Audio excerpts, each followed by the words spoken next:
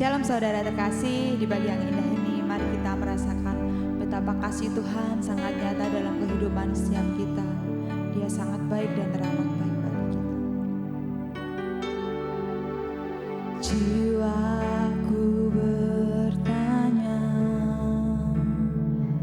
apakah masih ada harapan melewati tangisan, rasa sesak di dada.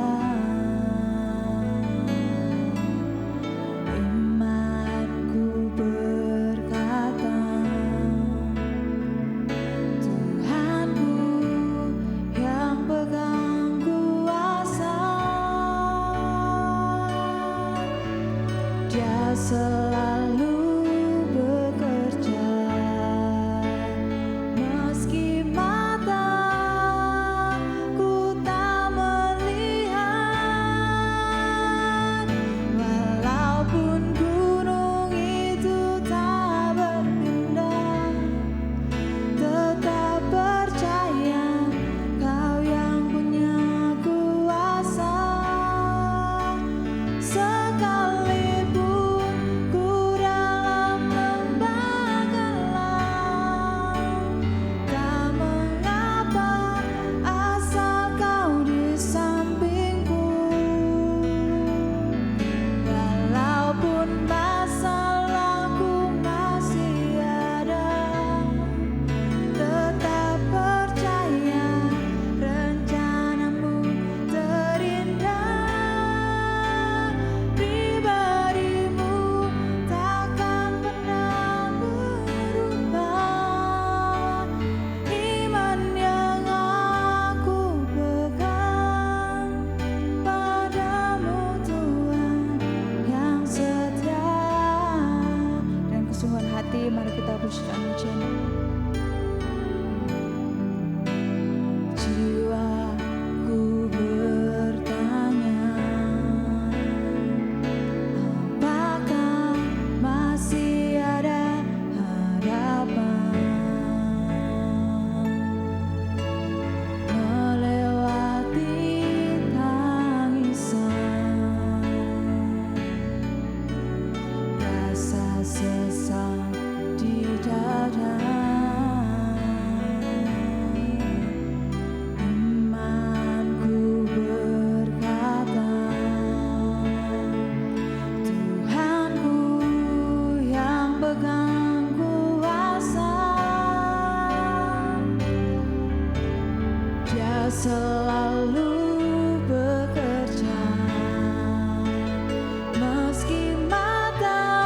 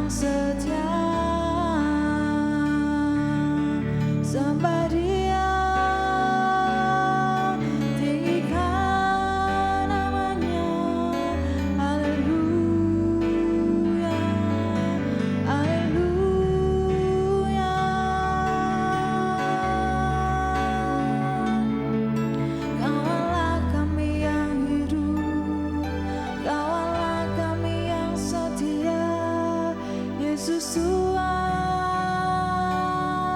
ditinggikan, Yesus Tuhan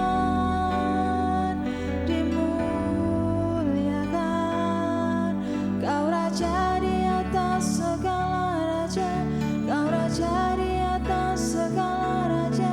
Namamu Tuhan yang termulia, namamu yang berkuasa, namamu yang berkuasa, namamu Tuhan yang layak kami agungkan.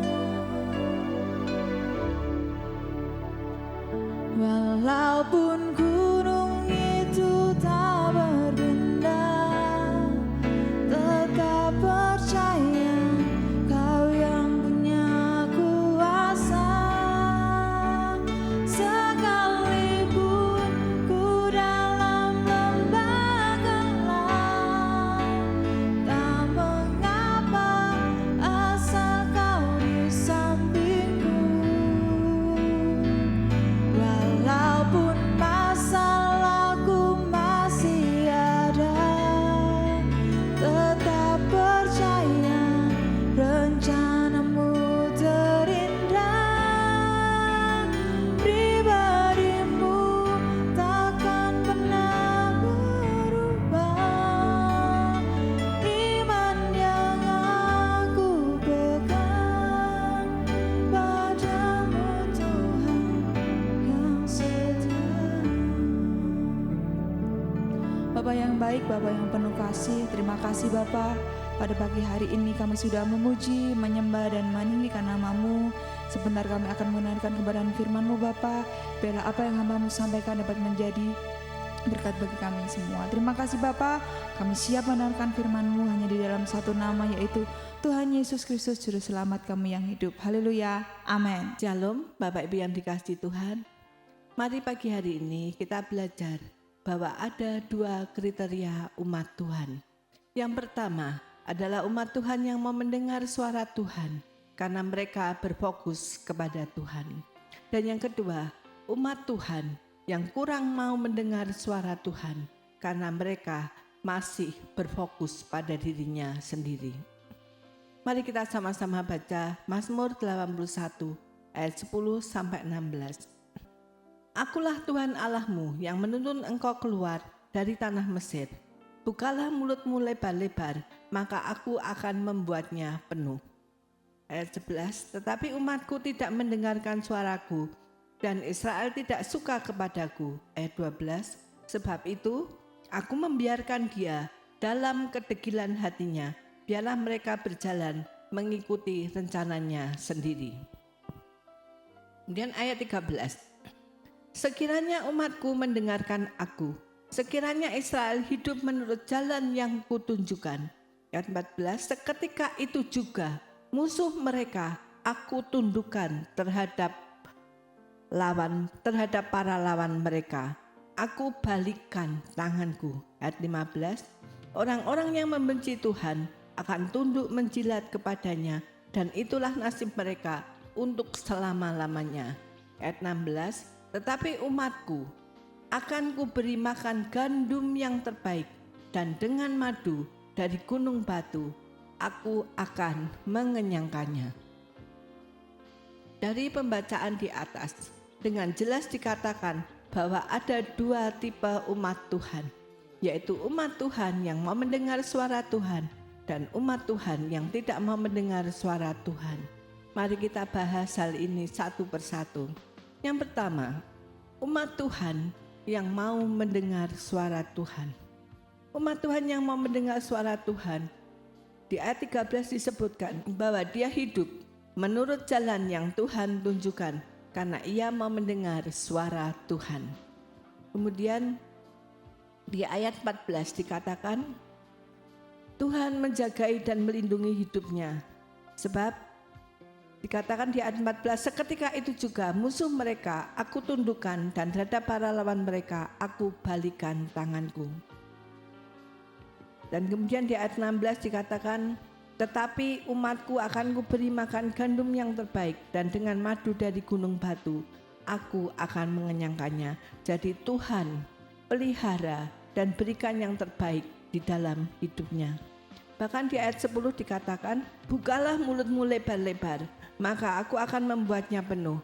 Artinya Tuhan akan mencukupkan dan memberkati kita sampai penuh. Yang kedua, umat Tuhan yang tidak mau mendengar suara Tuhan. Umat Tuhan yang kurang mau mendengar suara Tuhan, kurang suka kepada Tuhan, sehingga tidak mau mendengar suara Tuhan. Dan dijelaskan di ayat 11. Kemudian Tuhan membiarkan kedegilan hatinya, seperti yang dikatakan di ayat 12a. Sebab itu aku membiarkan dia dalam kedegilan hatinya. Dan Tuhan biarkan mereka mengikuti rencananya sendiri, seperti yang tertulis di ayat 12b. Biarlah mereka berjalan mengikuti rencananya sendiri. Rencananya sendiri yaitu rancangan yang tidak sempurna, karena kesempurnaan hanya milik Tuhan. Dari dua golongan ini, Bapak Ibu termasuk kriteria yang mana? Golongan A yang mendengar suara Tuhan, atau golongan B yang tidak peduli dengan suara Tuhan. Bapak Ibu mungkin berkata, aku sulit menentukan golongan A atau golongan B, karena terkadang saya mendengar suara Tuhan dan melakukannya, tetapi kadang-kadang saya juga mengabaikan suara Tuhan, yaitu ketika suara Tuhan bertentangan dengan hati nurani saya. Lalu saya masuk golongan yang mana? Saudara, kalau saudara bersikap seperti itu, maka saudara termasuk golongan kutu loncat yang suka berpindah-pindah sesuai dengan keinginan hati saudara. Jadi kesimpulannya, hidup saudara belum dipimpin oleh Roh Kudus. Padahal kita sebagai anak-anak Allah seharusnya dipimpin oleh Roh Kudus atau Roh Allah. Seperti yang dikatakan di Roma 8 ayat 14. Semua orang yang dipimpin Roh Allah adalah anak Allah. Jadi bukan dipimpin oleh jiwa atau kehendak mereka sendiri. Apakah saudara anak Allah? Jika ya, maka seharusnya hidup saudara dipimpin oleh Roh Allah, bukan oleh daging atau kehendak kita sendiri. Oleh karena itu, mari pagi ini kita sebagai anak Allah ambil keputusan bahwa hidup saudara akan dipimpin oleh Roh Allah. Saudara siap mendengar suara Tuhan dan melakukannya, apapun itu. Sebab saat saudara memilih hidup dipimpin oleh Roh Allah, maka saudara harus bertanggung jawab dengan keputusan saudara sepenuh hati, bukan sebagai kutu loncat yang dengan mudah pindah ke sana kemari sesuai dengan keinginan hati saudara. Berikut ini ada beberapa alasan mengapa kita tidak bisa menjadi kutu loncat di dalam Tuhan. Yang pertama, untuk mencapai kekudusan tidak ada jalan pintas. Karena kekudusan bukanlah barang instan yang bisa dibeli atau didapatkan dalam semalam. Ini adalah proses pembentukan karakter yang seringkali melibatkan ujian, disiplin rohani, dan penyangkalan diri. Karena itu perlu waktu agar hidup dan karakter saudara menjadi kudus dan serupa dengan Tuhan. Yang kedua, kekudusan membutuhkan konsistensi. Menjaga kekudusan hati dan tindakan menuntut konsistensi. Tidak sering berganti-ganti standar moral atau berhenti di tengah jalan, karena itu hanya membuat kita kehilangan arah dan jatuh bangun dalam kehidupan. Seperti yang dikatakan Yakobus 1 ayat 6b sampai 7. Sebab orang yang bimbang sama dengan gelombang laut yang diombang-ambingkan kian kemari oleh angin. Orang yang demikian janganlah mengira bahwa ia akan menerima sesuatu dari Tuhan. Yang ketiga, kekudusan harus berakar kuat di dalam kasih karunia Tuhan. Sebab kekudusan bertumbuh bukan karena kekuatan kita sendiri, melainkan karena ketergantungan penuh pada anugerah Tuhan. Karena itu kita perlu berakar kuat di dalamnya. Bukan berpindah dari satu metode ke metode lain tanpa tujuan yang jelas. Seperti tanaman yang sering dicabut dan dipindah ke area lain, kemudian ditanam lagi, sementara akarnya belum kuat, sudah dicabut dan dipindah area lagi, maka lama-kelamaan tanaman itu akan mati. Demikian juga kita, kalau kita tidak menempel dengan kuat pada kasih karunia Tuhan, tetapi sering dicabut dan pindah ke area lain yang bukan kasih karunia Tuhan, lama-kelamaan iman kita akan mati dan tidak memperoleh apapun. Kesimpulannya, kalau kita mengikut Yesus, harus all out, tidak bisa asal-asalan. Percayalah, Tuhan akan bertanggung jawab penuh atas hidup saudara, baik dari segi keamanan, materi, dan segala aspek kehidupan saudara. Seperti yang tertulis di Mazmur 91 ayat 14. Sungguh, hatinya melekat kepadaku, maka aku akan meluputkannya. Aku akan membentenginya, sebab ia mengenal namaku. Ayat 15, bila ia berseru kepadaku, aku akan menjawab. Aku akan menyertai dia dalam kesesakan. Aku akan meluputkannya dan memuliakannya. Kemudian ayat 16, dengan panjang umur akan kukenyangkan dia dan akan kuperlihatkan kepadanya keselamatan daripadaku. Dari ayat-ayat ini kita bisa melihat bahwa orang yang hidupnya mengandalkan Tuhan akan aman di tangan Tuhan. Sekalipun harus melewati padang gurun, badai dan lembah yang curam, tetapi dia tidak pernah sendirian. Ada Tuhan bersama dia yang melindungi dan memeliharanya. Oleh karena itu Tuhan katakan bahwa Tuhan akan membuatnya sampai penuh di dalam kehidupannya. Mari kita bersama-sama berdoa. Bapa yang Maha Pengasih, pada pagi hari ini kami menghampiri hadirat-Mu yang kudus. Kami rindu Tuhan menjadi anak-anak Tuhan yang siap mendengar suara Tuhan dan melakukannya. Urapi kami Tuhan, berikan kepekaan kepada kami yang mendengarkan firman-Mu pada pagi hari ini, supaya kami tidak menjadi kutu loncat yang berpindah-pindah sesuka hati kami, tapi kami mau konsisten, terus mengiring Engkau, melayani Engkau dan berjalan bersama-Mu. Karena jaminan-Mu dalam hidup kami Tuhan, baik secara materi, perlindungan, kesehatan, semuanya ada jaminan di dalam Engkau. Karena itu Tuhan, pagi hari ini kami mau mengambil keputusan hidup bersama-Mu, dan kami tidak akan berpindah-pindah ke area lain, tetapi kami tetap mengikut Engkau apapun yang terjadi. Mari saudara yang pagi hari ini mengambil komitmen akan mengiring Tuhan 100%, kita katakan sama-sama amin. Tuhan Yesus memberkati.